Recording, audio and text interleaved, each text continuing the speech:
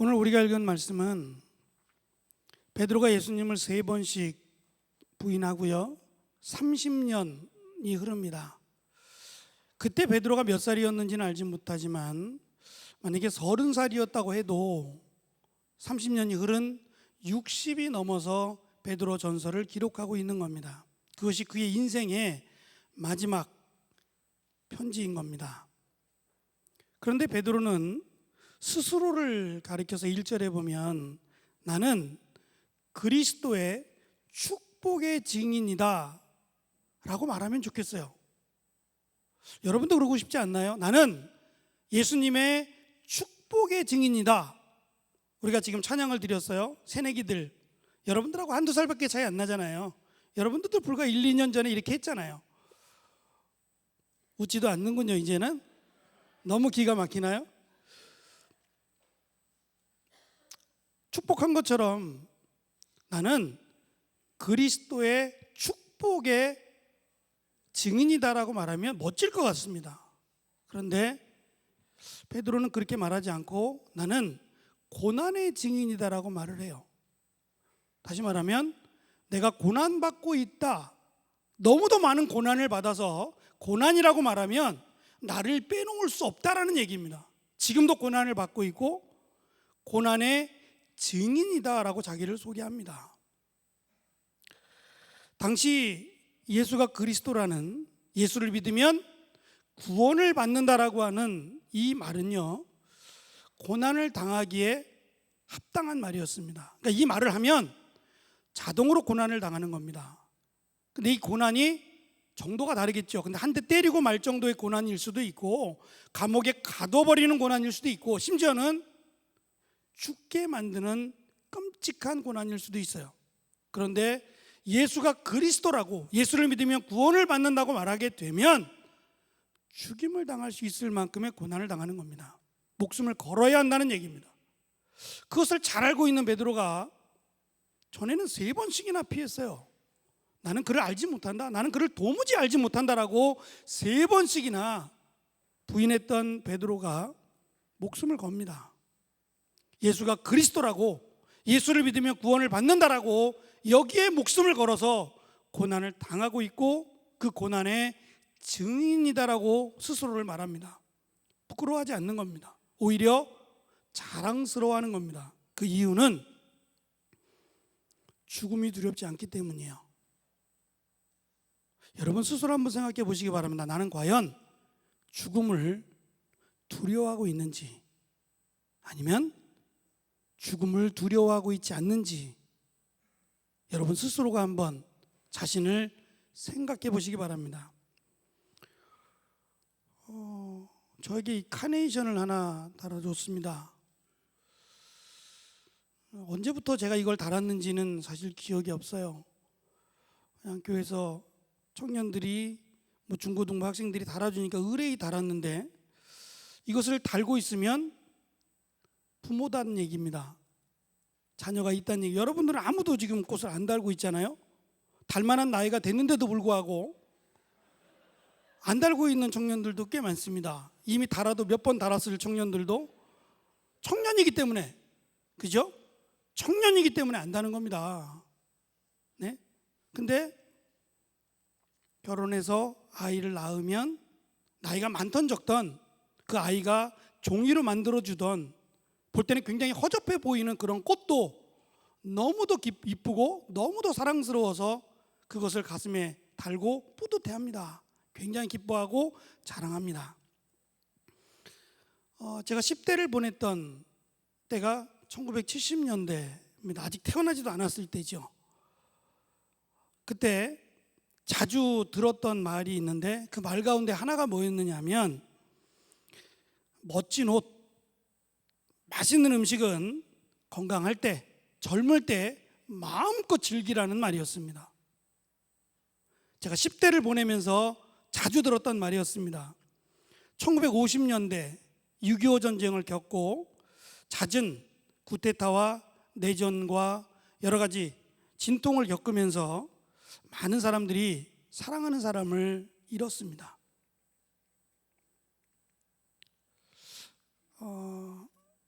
자녀가 부모를 잃은 슬픔보다 사실은 부모가 자녀를 잃은 슬픔이 훨씬 큽니다. 비교조차 할 수 없을 만큼. 그래서 자식이 죽으면 가슴에 묻는다라고 말들을 합니다. 저는 사실 거기에 대해서는 잘 모릅니다. 그러나 사랑하는 동생을 잃은 아픔이 있기에 어느 정도는 그 느낌을 알 것 같습니다. 그래서인지 TV를 틀면 이 노래가 자주 흥얼거리며 나왔습니다. 노새노새 젊어서 놀아 늙어지면은 못 노나니 화무는 시비롱이요 달도 차면 기우나니. 먼 옛가락처럼 들리지만 사실은 이 노래는 목사인 제가 10대 청소년기를 자라면서 많이도 들어왔고 마치 그것을 들으면서 당연한 것처럼 그래 놀아야지 젊어서는 놀아야지 마치 그것이 명언인 것처럼 귀에 못이 박히도록 들으며 살았습니다. 저는 월요일부터 토요일 아침마다 구역장들에게 은혜 나눔을 합니다. 이번 주 토요일 날 보냈던 은혜 나눔이 316번째였습니다. 은혜 나눔을 시작한 이유는 작년 3월에 제가 영성수련회를 담당하고 있는데 그 영성수련회에 신청했던 지원자들에게 한 달 전부터 말씀을 보내자라는 마음을 주셔서 시작한 것이 벌써 316번이 되었고 제가 청년교구를 작년부터 맡으면서 그것을 여러분들에게도 구역장들을 통해서 보내고 있습니다. 며칠 전에 저는 충격적인 소식을 들어야 했습니다. 불과 며칠 전입니다. 그 자매는 제가 개인적으로 은혜 나눔을 보냈던 자매입니다. 근데 그 자매가 자살을 했습니다. 나이는 35입니다. 개인 사업을 했고 복잡한 가정 환경 그리고 빚에 시달려 왔습니다. 그것을 참지 못하고 결국 자기가 살고 있던 오피스텔에서 뛰어내려서 생을 마감했습니다. 그래서 어제 벽제 화장터에 가서 확인을 했더니 5월 12일 화장을 했다라고 하는 내용을 확인하고 아픈 가슴을 쓸어내리고 돌아왔습니다. 3개월 전부터 연락도 되지 않았고 카톡도 보지 않았습니다. 문자와 연락도 되지 않아서 굉장히 답답했었는데 이런 결과를 대하고 보니까 미안하고 너무 안타깝습니다. 김난도 교수가 쓴 아프니까 청춘이다 라는 책을 읽어보셨습니까? 끄떡거리시는 분들이 몇 분 없네요. 이 주중에 커피 사지 말고 책을 한 권 사세요. 아프니까 청춘이다. 저는 청춘이 아닌데도 그 책을 읽었습니다. 청춘된 마음으로, 그리고 청춘의 마음으로 돌아가고 싶은, 그리고 여러분들의 마음을 읽고 싶어서 집에도 있습니다. 아프니까 청춘이다. 파란색인데요. 읽었습니다. 젊다는 거요, 파란색이라는 거요, 저는 그것 자체에 의미를 두고 싶습니다. 아파도 금방 아물 수 있는 때가 청춘입니다. 언제 아파 보겠습니까? 아프니까 청춘입니다.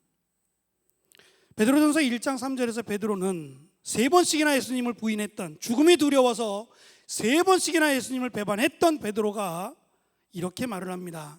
우리를 거듭나게 하사 산 소망이 있게 하셨다라고 말합니다. 거듭났다라는 얘기는 다시 태어났다는 말이 아닙니다.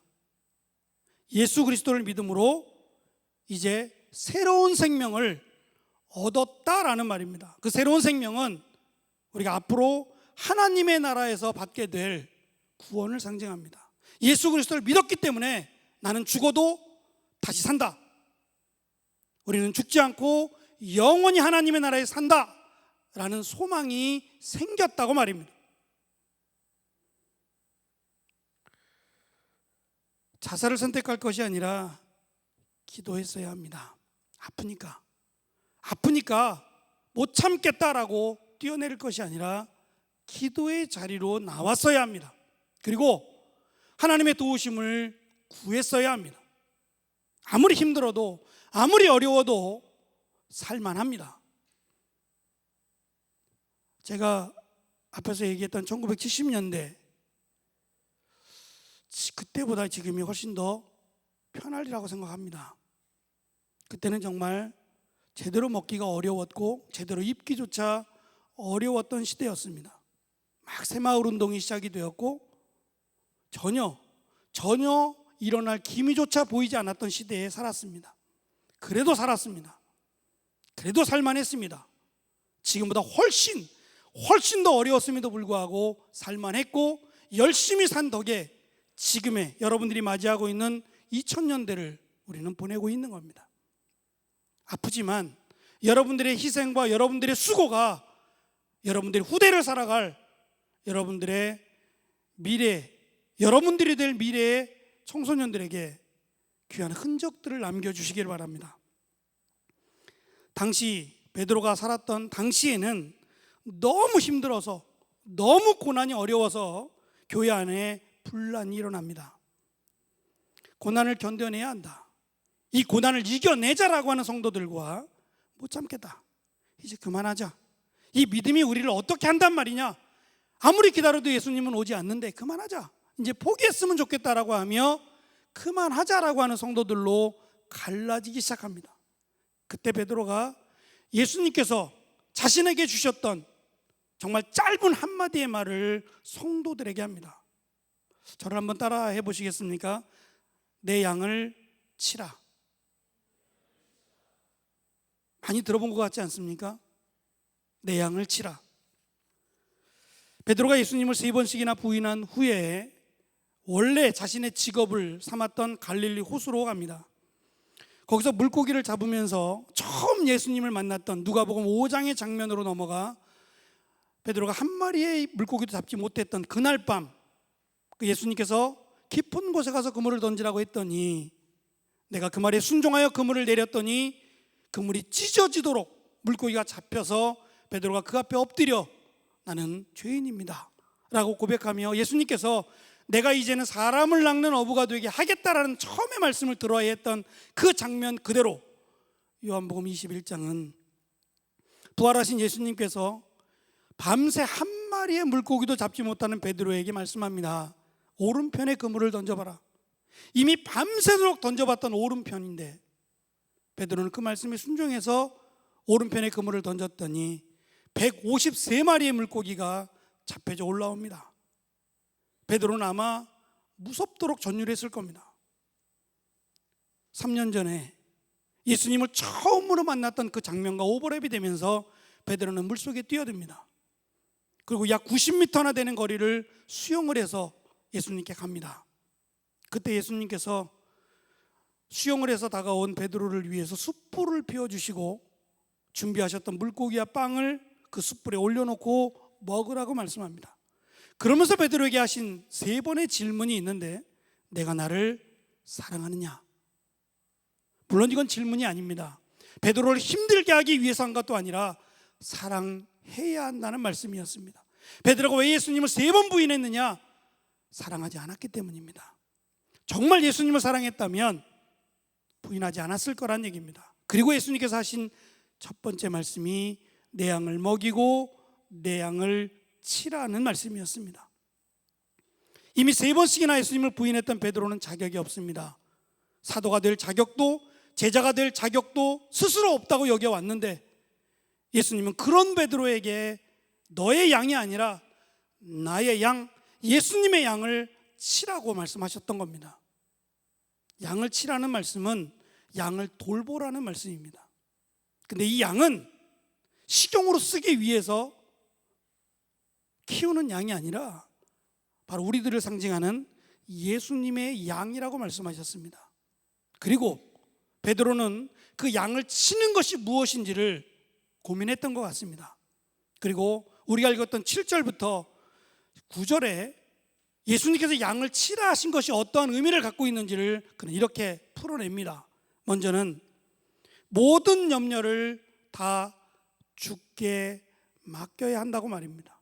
예수님의 양이라면 예수님의 방식대로 자라야 하는데, 그 예수님의 방식 첫 번째가 모든 염려를 주께 맡기는 양으로 그 양을 계속해서 세워나가라는 말입니다. 두 번째는 근신하여 깨어서 기도하는 양으로 그 양을 돌보라고 말씀합니다. 마지막 세 번째는 믿음을 굳건하게 하여 마귀를 대적하는 양으로 그 양을 키워나가야 한다는 말입니다. 베드로는 이 세 가지를 가슴에 담았습니다. 마귀는 우는 사자와 같이 큰 소리로 우리에게 두려움을 주며 삼킬 자를 찾아다닙니다. 누구를 집어 삼킬까? 삼킬가를 삼킬가를 찾아다니면서 그 마귀가 주목하는 사람이 누구냐 하면 죽음을 두려워하는 사람입니다. 지금 고난 때문에 죽음이 두려워서 그만하자. 이제 예수님을 믿다가는 다 죽겠다. 모두가 죽겠으니까 그만하자. 살아야 되지 않겠느냐. 사는 것이 먼저가 아니겠느냐라며 죽음을 두려워하는 그들을 집어 삼키려고 마귀는 찾아 헤맨다라는 말입니다. 베드로는 예수님께서 맡기신 양들에게 정말 공격력이 하나도 없고, 어쩌면 그냥 이리가 와서 덮곡하고 잡아먹어버리면 그냥 잡아먹혀버려야 할 만큼 나약하고 연약한 양들에게 하는 말입니다. 죽음을 두려워하지 말라고 말입니다. 근데 아이러니하게도요, 저는 직접 양을 잡아보지는 못했습니다. 그런데 만주에 선교 훈련 가셨던 목사님이 직접 양을 잡아보셨다며 저에게 이야기를 해주셨던 것이 기억이 납니다.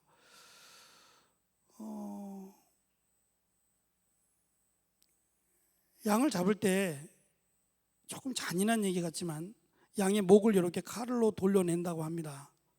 털을 벗겨내기 위해서 그래요. 그리고 털을 이렇게 벗겨내면 쏙 하고 벗겨진대요. 그리고 빨리 한 번에, 잔인하니까 한 번에 양의 생명을 끊어야 되니까 이렇게 칼을 목에다 댄다고 하는데요. 그때까지도 너무 놀라운 것은 양은 발버둥 치지 않는데요. 사실은 그게 더 놀라웠대요. 누군가 자신의 다리를 잡고 어떤 액션을 취하게 되면 살아나기 위해서 몸부림쳐야 되는 게 정상 아닌가요? 연약한 짐승일수록 더 그런 겁니다. 닭을 한 마리 잡더라도 가만히 서서 저 이제 그만 생명을 다하겠으니, 그렇게 하는 닭은 한 번도 본 적이 없는 것 같아요. 날 살려주세요 라며 도망 다니겠죠. 양도 살고 싶은 욕망이 없을까요? 그런데도 이 양은 정말 죽음을 직전에 맞이하면서도 몸부림을 치지 않더라는 얘기입니다. 죽음이 두렵지 않아서가 아닐 겁니다. 그 양의 속성이 그렇다는 얘기입니다. 예수님께서 우리를 양이라고 비교한 이유가 거기에 있을 겁니다. 마치 양이 죽음을 두려워하지 않는 속성을 갖고 있는 것처럼 예수님을 믿는 예수님의 양이라면 죽음을 두려워하지 말라고 말입니다. 우리에게는 영원한 생명이 보장되어 있고 영원한 하나님의 나라에 들어간다라고 하는 소망이 있기 때문에 죽음을 두려워하지 말고, 베드로를 통해서 말씀하신 것처럼 염려하지 말라고 말입니다. 하나님이 우리와 함께 할 것이니까 염려하지 말라고 말입니다. 근신하며 깨어 기도하라고 말입니다. 믿음을 굳건하게 하여 마귀를 대적하여 싸우는 양으로 그렇게 키울 것을 베드로에게 말씀하셨습니다. 아프니까 청춘입니다. 자살이라는 단어를 뒤집어 놓고 나면 살자가 된답니다. 순간일 겁니다. 죽고 싶은 사람 없는데 죽자라고 결심했을 때는 정말 길지 않은 시간 그 모든 것들을 빨리 진행해서 죽게 될 거라고 생각합니다. 그럴 용기가 있다면, 그런 젊음이 있다면 우리는 이 시대에, 이 험난하고 힘든 어려운 세대에 도전장을 한번 내밀어 보시는 건 어떻습니까? 여러분이 몸으로 부딪혀서 여러분이 세대를 지나 여러분의 가슴에 카네이션의 꽃을 달고 여러분들의 자녀들에게, 여러분들의 미래의 청소년들에게 힘내라고, 아프니까 청춘이라고, 청춘이다라고 말할 수 있는 우리가 되었으면 좋겠습니다. 여러분들이 되었으면 좋겠습니다. 저는 이번 어버이 주일에 어머님 댁을 가지 못했습니다. 그냥 전화만 드렸습니다. 그 이유는 예기치 않는 목발을 했기 때문입니다. 갈 수 있습니다. 뭐 택시 타고도 갈 수 있고 지하철을 이용해서도 갈 수 있습니다. 그런데 이 모습을 보는 어머니는 처음부터 울 것 같아서, 별거 아닌데요? 별거 아닙니다. 그냥 깁스만 했습니다. 수술도 안 했고. 그런데 다 큰 아들이 깁스하고 있는 모습이 안타까워 눈물을 흘릴까 봐 그 모습 보기 싫어서 안 갔습니다. 괜히 걱정할까 봐 안 가고 전화만 드렸습니다. 나으면 그때 조금 늦었지만 찾아뵙겠습니다. 전화하셨습니까? 여러분, 낳으신 부모님을 찾아갔습니까? 안아주셨습니까? 다음에, 그 다음은 어떻게 될지 모릅니다.